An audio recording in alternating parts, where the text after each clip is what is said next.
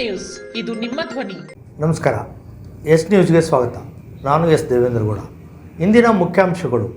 ಜನರೊಂದಿಗೆ ಜನತಾದಳ ಕಾರ್ಯಕ್ರಮ ನಿಮಿತ್ತ ನಿಖಿಲ್ ಕುಮಾರಸ್ವಾಮಿ ವೆಂಕಟರಾವ್ ನಾಡಗೌಡರ ಬೃಹತ್ ರೋಡ್ ಶೋ. ಜನವರಿ 30ರವರೆಗೆ ನೀರು ಬಿಡಬೇಕು, ರೈತ ಮುಖಂಡರು ಹಾಗೂ ರೈತರ ಅಭಿಪ್ರಾಯ. ನರೇಗಾ ಸಮಸ್ಯೆ ಬಗೆಹರಿಸಲು ಕೆಪಿಆರ್ಎಸ್ನಿಂದ ಪಿಡಿಒ ಅವರಿಗೆ ಮನವಿ ಸಲ್ಲಿಕೆ. ದೇವನಹಳ್ಳಿ ಚಲೋ ಮೇಲೆ ಪೊಲೀಸರ ಬಲ ಪ್ರಯೋಗ ಖಂಡಿಸಿ ಜಿಲ್ಲೆಯ ವಿವಿಧೆಡೆ ಎಡಪಕ್ಷಗಳಿಂದ ಮನವಿ ಸಲ್ಲಿಕೆ. ಖರೀದಿ ಕೇಂದ್ರದಲ್ಲಿ ಜೋಳ ಖರೀದಿ 15 ದಿನ ವಿಸ್ತರಿಸಲು ಕೆಆರ್ಎಸ್ ಆಗ್ರಹ. ವಾರ್ತೆಗಳ ವಿವರ. ಜೆಡಿಎಸ್ನಿಂದ ಜನರೊಂದಿಗೆ ಜನತಾದಳ ಎನ್ನುವ ಪಕ್ಷದ ಪ್ರಚಾರಾಂದೋಲನ ಹಮ್ಮಿಕೊಂಡಿರುವ ಹಿನ್ನೆಲೆಯಲ್ಲಿ ಇಂದು ನಗರಕ್ಕೆ ಆಗಮಿಸಿದ ಜೆಡಿಎಸ್ ರಾಜ್ಯ ಯುವ ಘಟಕದ ಅಧ್ಯಕ್ಷ ನಿಖಿಲ್ ಕುಮಾರಸ್ವಾಮಿ ಅವರನ್ನು ಪ್ರಮುಖ ಬೀದಿಗಳಲ್ಲಿ ತೆರೆದ ವಾಹನದಲ್ಲಿ ಬೃಹತ್ ರೋಡ್ ಶೋ ಕಾರ್ಯಕ್ರಮ ಜೆಡಿಎಸ್ ಪಕ್ಷದಿಂದ ಹಮ್ಮಿಕೊಂಡಿತ್ತು. ಈ ಕಾರ್ಯಕ್ರಮವನ್ನು ಮಾಜಿ ಸಚಿವ ವೆಂಕಟರಾವ್ ನಾಡಗೌಡ ಅವರ ನೇತೃತ್ವದಲ್ಲಿ ನಡೆಯಿತು. ಅವರು ರೋಡ್ ಶೋದಲ್ಲಿ ಭಾಗವಹಿಸಿ ಕಾರ್ಯಕರ್ತರ ಉತ್ಸಾಹವನ್ನು ಇಮ್ಮಡಿಗೊಳಿಸಿದರು. ರೋಡ್ ಶೋ ಹಿನ್ನೆಲೆಯಲ್ಲಿ ಟ್ರ್ಯಾಕ್ಟರ್ ರ್ಯಾಲಿ, ಬೈಕ್ ರ್ಯಾಲಿ ನಡೆಯಿತು. ಸ್ಥಳೀಯರು ಸೇರಿದಂತೆ ವಿವಿಧ ಗ್ರಾಮಗಳಿಂದ ಆಗಮಿಸಿದ್ದ ಜೆಡಿಎಸ್ ಕಾರ್ಯಕರ್ತರು ಹಾಗೂ ಅಭಿಮಾನಿಗಳು ಅಪಾರ ಸಂಖ್ಯೆಯಲ್ಲಿ ಭಾಗವಹಿಸಿದ್ದರು. ರೋಡ್ ಶೋನಲ್ಲಿ ಜೆಡಿಎಸ್ ಪರ ಘೋಷಣೆಗಳು ಮೊಳಗಿದವು. ಎಲೆಮಂಚಾಲಿ ವಾಸುದೇವರಾವ್ ಕಲ್ಯಾಣ ಮಂಟಪದವರೆಗೂ ರೋಡ್ ಶೋ ನಡೆಯಿತು. ರೋಡ್ ಶೋನಲ್ಲಿ ಹಗರಿಬೊಮ್ಮನಹಳ್ಳಿ ಶಾಸಕ ನೇಮಿರಾಜ್ ನಾಯಕ್ ಸೇರಿದಂತೆ ಇನ್ನಿತರೆ ಮುಖಂಡರು ಭಾಗವಹಿಸಿದ್ದರು. ರೋಡ್ ಶೋ ಸಂದರ್ಭದಲ್ಲಿ ಗಾಂಧಿ ಸರ್ಕಲ್ ಬಳಿ ಕಾರ್ಯಕರ್ತರನ್ನು ಉದ್ದೇಶಿಸಿ ಮಾತನಾಡಿದ ನಿಖಿಲ್ ಕುಮಾರಸ್ವಾಮಿಯವರು, ಜೆಡಿಎಸ್ ರೈತರ ಪರ ಪಕ್ಷವಾಗಿದ್ದು ರೈತರ ಬಗ್ಗೆ ಬದ್ಧತೆ ಹಾಗೂ ಕಾಳಜಿಯನ್ನು ಹೊಂದಿದೆ.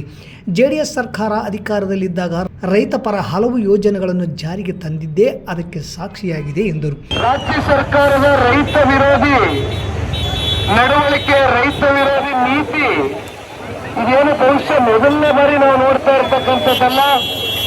ಆದ್ರೆ ಈಗ ತಾನೇ ಸಿಂಧನೂರು ತಾಲೂಕಿನ ನಿಕಟಪೂರ್ವ ಶಾಸಕರು, ಮಾಜಿ ಸಚಿವರುಗಳಾಗಿ ಕೆಲಸ ಮಾಡಿರ್ತಕ್ಕಂಥ ನಾಡಗೌಡರು ಸಾಹೇಬರು ಸುದೀರ್ಘವಾಗಿ ಜೋಳ ಬೆಳೆಗಾರರ ಒಂದು ಪರಿಸ್ಥಿತಿ ಇವತ್ತು ರಾಯಚೂರು ಜಿಲ್ಲೆಯಲ್ಲಿ ಎಲ್ಲಿಗೆ ಹೋಗಿ ತಲುಪಿದೆ ಅಂತಕ್ಕಂಥದ್ರ ಬಗ್ಗೆ ಎಲ್ಲವನ್ನ ಕೂಡ ಇವತ್ತು ತೆರೆದ ಪುಸ್ತಕದ ರೀತಿ ನಿಮ್ಮ ಮುಂದೆ ಇಟ್ಟಿದ್ದಾರೆ. ಜೆಡಿಎಸ್ ರೈತರ ಪಕ್ಷ ಎಂದರು. ಕಳೆದ ಬಾರಿ ತುಂಗಭದ್ರಾ ಅಣೆಕಟ್ಟೆಯ 19ನೇ ಗೇಟು ನೀರಿನ ರಭಸಕ್ಕೆ ಕೊಚ್ಚಿ ಹೋಗಿದ್ದರಿಂದ ಅಚ್ಚುಕಟ್ಟು ಪ್ರದೇಶದ ರೈತರು ಸಮಸ್ಯೆ ಅನುಭವಿಸಿದರು. ಆಗ ಡ್ಯಾಮಿಗೆ ಭೇಟಿ ಕೊಟ್ಟಿದ್ದ ರಾಜ್ಯದ ಡಿಸಿಎಂ ಅವರು 1 ವರ್ಷದ ಒಳಗಾಗಿ ಎಲ್ಲ ಗೇಟುಗಳನ್ನು ಬದಲಿಸುವುದಾಗಿ ಹೇಳಿದ್ದರು. ಆದರೆ ಇದುವರೆಗೂ ಒಂದೇ ಒಂದು ಗೇಟು ರಿಪೇರಿ ಮಾಡಲು ಈ ಸರ್ಕಾರಕ್ಕೆ ಆಗಿಲ್ಲ. ಅಷ್ಟೇ ಅಲ್ಲದೆ ಈ ಭಾಗದಲ್ಲಿ ರೈತರು ಬೆಳೆದ ಜೋಳವನ್ನು ಖರೀದಿಸಲು ಹಿಂದೇಟು ಹಾಕಿದ ಕಾಂಗ್ರೆಸ್ ಸರ್ಕಾರ ಇನ್ನು ಆಡಳಿತದಲ್ಲಿ ಇರಬೇಕಾ ಎಂದು ಮಾಜಿ ಸಚಿವ ವೆಂಕಟರಾವ್ ನಾಡಗೌಡ ಆಕ್ರೋಶ ವ್ಯಕ್ತಪಡಿಸಿದರು. ಇಂಥ ಸರ್ಕಾರ ಇರಬೇಕಾ ಹೋಗ್ಬೇಕಾ ಅನ್ನೋದನ್ನ ಜನ ತೀರ್ಮಾನ ಮಾಡಬೇಕು. ನಂತರ ವಾಸುದೇವರಾವ್ ಕಲ್ಯಾಣ ಮಂಟಪದಲ್ಲಿ ನಡೆದ ಪಕ್ಷದ ಸಮಾವೇಶದಲ್ಲಿ ನಿಖಿಲ್ ಕುಮಾರಸ್ವಾಮಿ ಅವರು ಮಿಸ್ಡ್ ಕಾಲ್ ಸದಸ್ಯತ್ವ ಆಂದೋಲನದ ಭಿತ್ತಿಪತ್ರ ಬಿಡುಗಡೆಗೊಳಿಸಿದರು. ಈ ಸಂದರ್ಭದಲ್ಲಿ ಮಾಜಿ ಸಚಿವ ವೆಂಕಟರಾವ್ ನಾಡಗೌಡ, ಹಗರಿಬೊಮ್ಮನಹಳ್ಳಿ ಶಾಸಕ ನೇಮಿರಾಜ್ ನಾಯಕ್, ಜೆಡಿಎಸ್ ಮುಖಂಡರಾದ ಸಿ.ವಿ. ಚಂದ್ರಶೇಖರ್ ಕೊಪ್ಪಳ, ಸಿದ್ದುಬಂಡಿ ಲಿಂಗಸ್ಕೂರ್, ಮಾನವಿ ಮಾಜಿ ಶಾಸಕ ವೆಂಕಟಪ್ಪ ನಾಯಕ, ನಗರಸಭೆ ಸದಸ್ಯ ಚಂದ್ರಶೇಖರ್ ಮೈಲಾರ್ ಸೇರಿದಂತೆ ರಾಜ್ಯ ಹಾಗೂ ಸ್ಥಳೀಯ ಮುಖಂಡರು ಭಾಗವಹಿಸಿದ್ದರು. ರಾಜ್ಯ ಪ್ರವಾಸವನ್ನು ಮಾಡ್ತಾ ಇರತಕ್ಕಂಥದ್ದು ಮುಂದಿನ ವಿಧಾನಸಭಾ ಸಾರ್ವತ್ರಿಕ ಚುನಾವಣೆಯ ದೃಷ್ಟಿಯಿಂದ ಅಲ್ಲ, ಪಕ್ಷವನ್ನ ತಳಮಟ್ಟದಿಂದ ಕಟ್ಟಬೇಕು, ಬೇರು ಮಟ್ಟದಿಂದ ಪಕ್ಷದಲ್ಲಿ ಇರ್ತಕ್ಕಂಥ ನಿಷ್ಠಾವಂತರನ್ನ ಗ್ರಾಮ ಪಂಚಾಯಿತಿಯ ಚುನಾವಣೆಗಳಲ್ಲಿ, ಜಿಲ್ಲಾ ಪಂಚಾಯಿತಿ, ತಾಲೂಕು ಪಂಚಾಯಿತಿ ಚುನಾವಣೆಗಳಲ್ಲಿ, ಯಾವುದೇ ಮುಂಬರ್ತಕ್ಕಂಥ ಸ್ಥಳೀಯ ಚುನಾವಣೆಗಳಲ್ಲಿ ಗುರುತಿಸಿ ನಿಮಗೆ ಪಕ್ಷ ಟಿಕೆಟ್ ಕೊಡಬೇಕು ಅಂತಕ್ಕಂಥದ್ದಾದಂಥ ಸಂದರ್ಭದಲ್ಲಿ ಇವತ್ತು ನಾವೇನು ಜನರೊಂದಿಗೆ ಜನತಾದಳ ಅಂತಕ್ಕಂಥದ್ದನ್ನ ಇವತ್ತು ಹೆಸರನ್ನ ಕೊಟ್ಟು ಹೊರಟಿದ್ದೇವೆ. ತಮ್ಮೆಲ್ಲರಿಗೂ ಬಹಳ ಚೆನ್ನಾಗಿ ಗೊತ್ತಿದೆ, ಈ ಪ್ರಾದೇಶಿಕ ಪಕ್ಷ, ರೈತರ ಪಕ್ಷ, ಬಡವರ ಪಕ್ಷ, ದೀನದಲಿತರ ಪಕ್ಷ. ಅದಕ್ಕೆ ಬಿಲ್ಡಿಂಗ್ ಕಟ್ಟಿದೆ, 2 ಪೊಲೀಸ್ ಸ್ಟೇಷನ್ ಕಟ್ಟಡ ಕಟ್ಟಿದೆ, ಸ್ಟೇಡಿಯಂ ಮಾಡಿದೆ, ರಂಗಮಂದಿರ ಆಯ್ತು, ವೆಟರ್ನರಿ ಒಂದು ಕಾಲೇಜ್ ಮಾಡಿದ್ರೆ ನಾನು ನಿಲ್ಲಿಸ್ತಿದ್ದೆ ಅಂತ ಹೇಳಿ ದನಗಳನ್ನು ಅಡ್ಮಿಟ್ ಮಾಡ್ಕೊಳ್ಳೋಕೆ ಪ್ರೊವಿಷನ್ ಮಾಡಿ ಟ್ರೀಟ್ಮೆಂಟ್ ಮಾಡಬೇಕು, ಅಲ್ಲಿ ಆಪರೇಷನ್ ಡೇಟು ಎಲ್ಲ, ಪೆಟ್ಸ್ಗೆ ಒಂದು ವಿಂಗು, ಎನಿಮಲ್ಸ್ಗೆ ಒಂದು ವಿಂಗ್ ಅಂತ ಒಂದು ಕರ್ನಾಟಕದಲ್ಲಿ ಅಂತ ಹಾಸ್ಪಿಟಲ್ ಎಲ್ಲೂ ಇಲ್ಲ. ಅಂತ ಒಂದು ಹಾಸ್ಪಿಟಲ್ ಕಟ್ಟಿ ನೀವು ಡಾಕ್ಟರ್ ಆಗೋದು. 8 ಕೋಟಿ ಸ್ಟೇಡಿಯಂ ಮಾಡಿ ಇವತ್ತು ಆ ಸ್ಟೇಡಿಯಂ ಒಳಗೆ ಹೋಗ್ಬಿಟ್ಟು ನಮ್ಮ ಕಣ್ಣಾಗ ನೀರು ಬರ್ತಾವೆ, ಹಾಳು ಮಾಡಿಟ್ಬಿಟ್ಟು. ನಾಳೆ ICC ಸಭೆ ಬೆಂಗಳೂರಿನಲ್ಲಿ ಜರುಗುತ್ತಿದ್ದು, ಸಭೆಯಲ್ಲಿ ಯಾವ ರೀತಿ ಒತ್ತಡ ಹಾಕಬೇಕು ಎನ್ನುವ ಸಲಹೆ ಕೇಳಲು ಇಂದು ಶಾಸಕರಾದ ಹಂಪನಗೌಡ ಬಾದರ್ಲಿ ಅವರು ಸಮಸ್ತ ರೈತರ ಸಂಘಟನೆಗಳ ಸಭೆ ಕರೆದು ಅಭಿಪ್ರಾಯ ಕೇಳಿದರು. ಈ ಸಂದರ್ಭದಲ್ಲಿ ಕನಿಷ್ಠ ಜನವರಿವರೆಗಾದರೂ ನೀರು ಬಿಡಬೇಕೆನ್ನುವುದು ರೈತ ಮುಖಂಡರ ಹಾಗೂ ರೈತರ ಅಭಿಪ್ರಾಯವಾಗಿತ್ತು.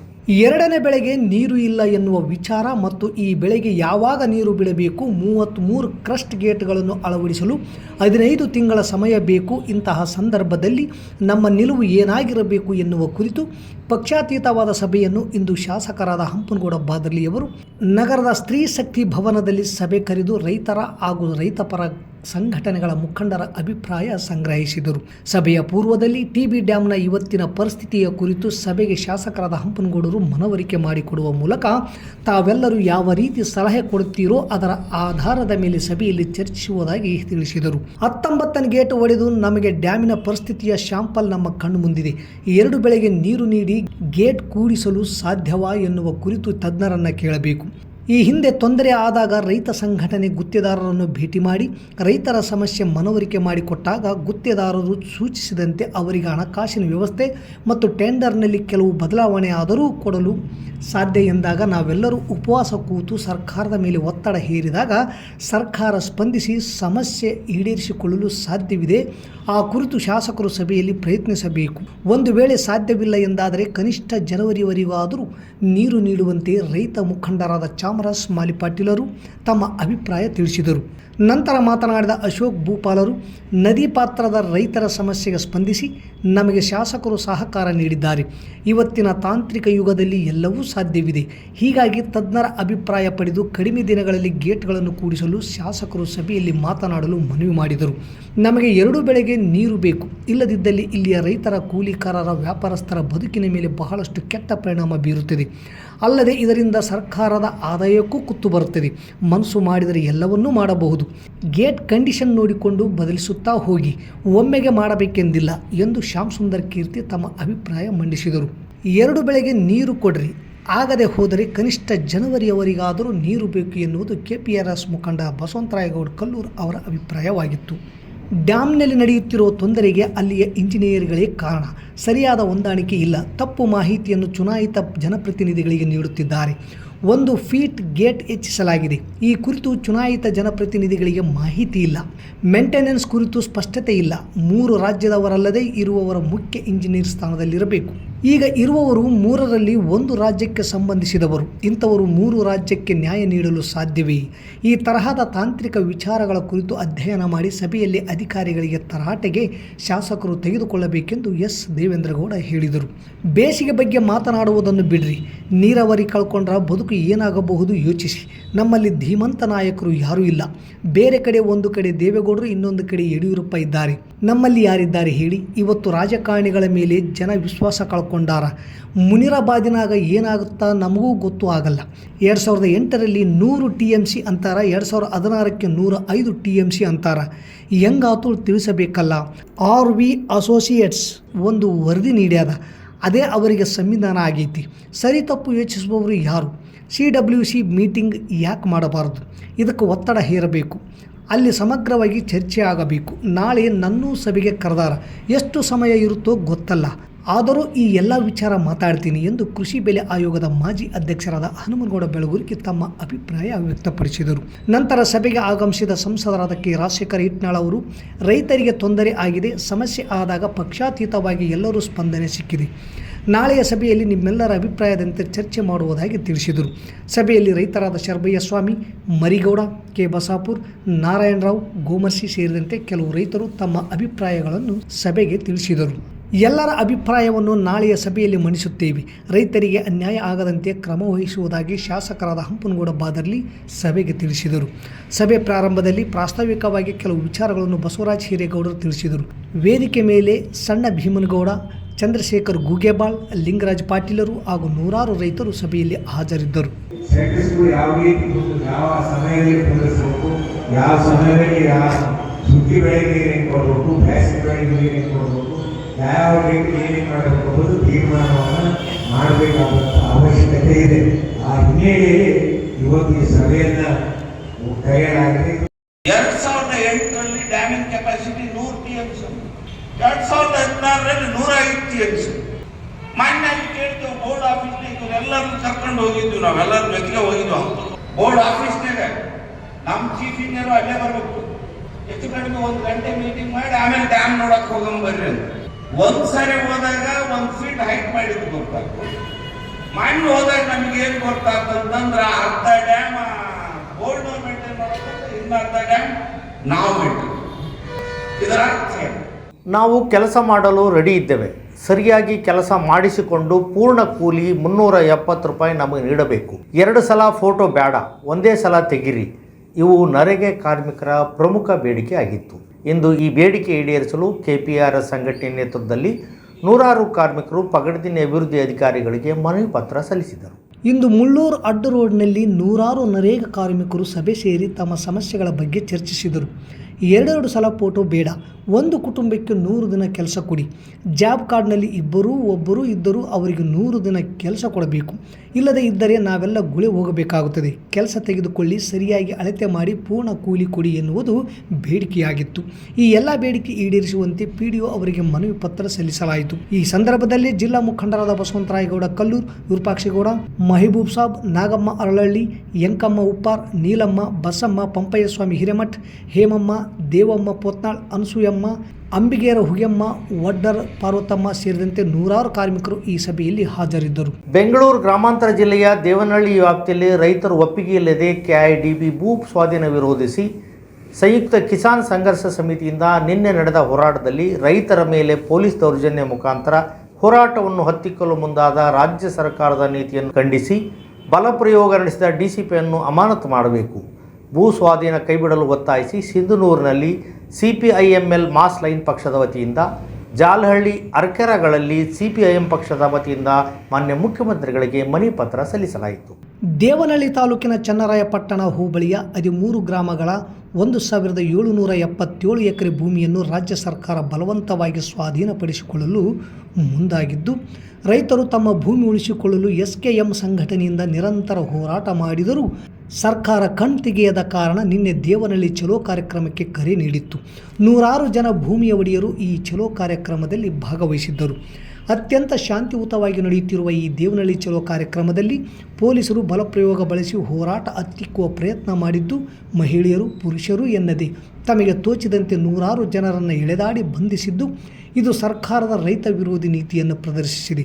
ಇಂಥ ಕ್ರಿಯೆ ಎಸಗಿದ ಸರ್ಕಾರದ ನೀತಿಯನ್ನು ಖಂಡಿಸುತ್ತಾ ಕೂಡಲೇ ದೌರ್ಜನ್ಯವೆಸಗಿದ ಪೊಲೀಸ್ ಅಧಿಕಾರಿಯನ್ನು ಅಮಾನತು ಮಾಡಬೇಕು ಮತ್ತು ಭೂ ಸ್ವಾಧೀನ ಕೈ ಬಿಡಲು ಒತ್ತಾಯಿಸಿ ಇಂದು ರಾಜ್ಯದಾದ್ಯಂತ ಸಂಯುಕ್ತ ಕಿಸಾನ್ ಮೋರ್ಚಾ ಪ್ರತಿಭಟನೆಗೆ ಕರೆ ನೀಡಿದ್ದು, ಇಂದು ಜಾಲಹಳ್ಳಿ, ಸಿಂಧನೂರಿನಲ್ಲಿ ಪ್ರತಿಭಟನೆ ಮಾಡಿ ಮನವಿ ಪತ್ರ ಸಲ್ಲಿಸಿದ್ದು, ಸಿಂಧನೂರಿನಲ್ಲಿ CPIML ಮಾಸ್ ಲೈನ್ ವತಿಯಿಂದ, ಜಾಲಹಳ್ಳಿ, ಅರ್ಕೆರಗಳಲ್ಲಿ CPIM ಪಕ್ಷದ ವತಿಯಿಂದ ತಹಸೀಲ್ದಾರ್ ಮೂಲಕ ಮನವಿ ಪತ್ರ ಸಲ್ಲಿಸಲಾಯಿತು. ಸಿಂಧನೂರಿನಲ್ಲಿ ರಮೇಶ್ ಪಾಟೀಲ್ ಬೇರ್ಗಿ, ಚಿಟ್ಟಿಬಾಬು, BN ನೆರ್ದಿಹಾಳ್, ಯಲ್ಲಪ್ಪ ಭಜಂತ್ರಿ, ತ್ರಿಮೂರ್ತಿ, ಅಂಚನಳ ಕ್ಯಾಂಪ್, ರಂಗಪ್ಪ, ರಾಯಪ್ಪ, ರಾಜಪ್ಪ, ಅರುಣಮ್ಮ, ಸ್ವಾರ್ಥಮ್ಮ, ಆಶೀರ್ವಾದಮ್ಮ, ರವಿಕುಮಾರ್, ಶಿವಣ್ಣ ಸೇರಿದಂತೆ ಇತರರು ಇದ್ದರು.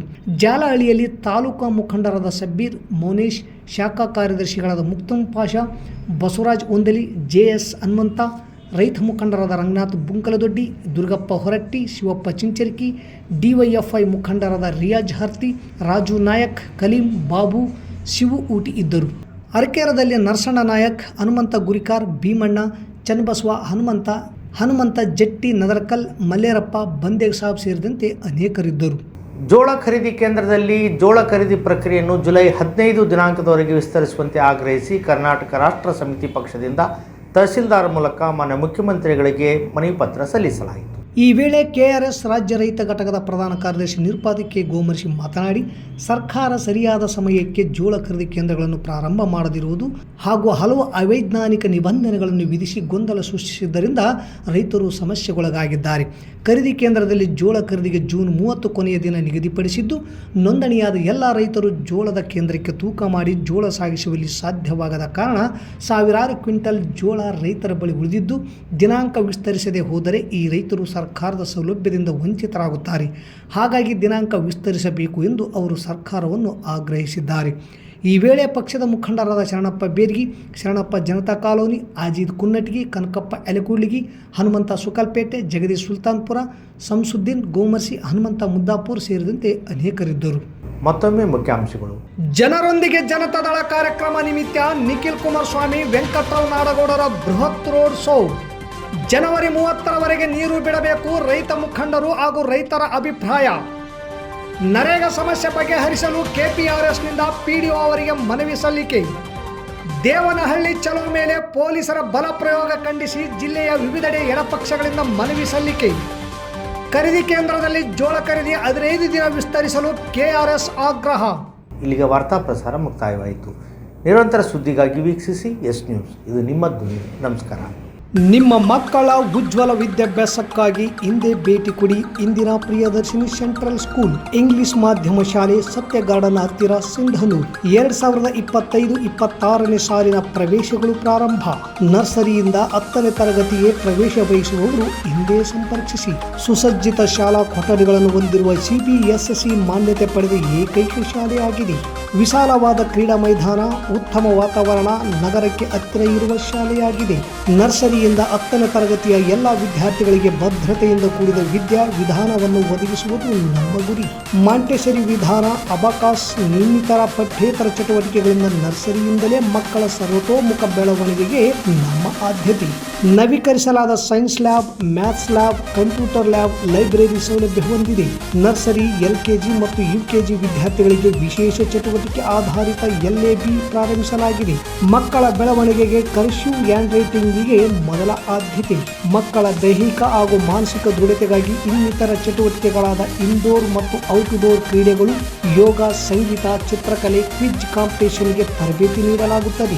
ಉತ್ತಮ ಸ್ನಾತಕೋತ್ತರ ತರಬೇತಿ ಪಡೆದ ಶಿಕ್ಷಕರಿಂದ ಥಿಯರಿ ಮತ್ತು ಪ್ರಾಕ್ಟಿಕಲ್ ವಿಷಯಗಳ ಬೋಧನೆಯಿಂದ ಸತತವಾಗಿ 16 ವರ್ಷಗಳಿಂದ 10ನೇ ತರಗತಿಯಲ್ಲಿ ಜಿಲ್ಲಾ ಮಟ್ಟ ಹಾಗೂ ತಾಲೂಕು ಮಟ್ಟದಲ್ಲಿ ಅತ್ಯುತ್ತಮ ಫಲಿತಾಂಶ ನಮ್ಮದಾಗಿದೆ. ಸೈನ್ಸ್ ಎಕ್ಸಿಬಿಷನ್ಗಾಗಿ ಬಯೋ ರಂಗೋಲಿಯ ಕೌಶಲ್ಯ ನಮ್ಮ ವಿದ್ಯಾರ್ಥಿಗಳ ಕೌಶಲ್ಯಕ್ಕೆ ಉದಾಹರಣೆಯಾಗಿದೆ. ನಿಮ್ಮ ಮಕ್ಕಳ ಸುಂದರವಾದ ಭವಿಷ್ಯ ನಿಮ್ಮ ಕನಸಾದರೆ ಅದನ್ನು ನನಸಾಗಿಸುವುದು ನಮ್ಮ ಶಾಲೆಯ ಅಂತಿಮ ಗುರಿ. ನೈತಿಕ ಮತ್ತು ಮಾದರಿ ಆಧಾರಿತ ಶಿಕ್ಷಣಕ್ಕೆ ಮೊದಲ ಆದ್ಯತೆ ನೀಡುತ್ತಿದ್ದೇವೆ. ವಿಜ್ಞಾನ ಪ್ರದರ್ಶನ, ಚಂದ್ರಯಾನ 3, ಸಾವಯವ ಕೃಷಿ ವಿಧಾನಗಳು ಸಹ ವಿಶೇಷ ಪ್ರಯೋಗಗಳನ್ನು ನಮ್ಮ ವಿದ್ಯಾರ್ಥಿಗಳು ಮಾಡುತ್ತಿದ್ದಾರೆ. ಹೆಚ್ಚಿನ ಮಾಹಿತಿಗಾಗಿ Indira Priyadarshini central school English ಮಾಧ್ಯಮ ಶಾಲೆ, ಸತ್ಯ ಗಾರ್ಡನ್ ಹತ್ತಿರ, ಸಿಂಧನೂರು. ಮೊಬೈಲ್ ನಂಬರ್ 9845957019 ಹಿಂದೆ ಸಂಪರ್ಕಿಸಿ.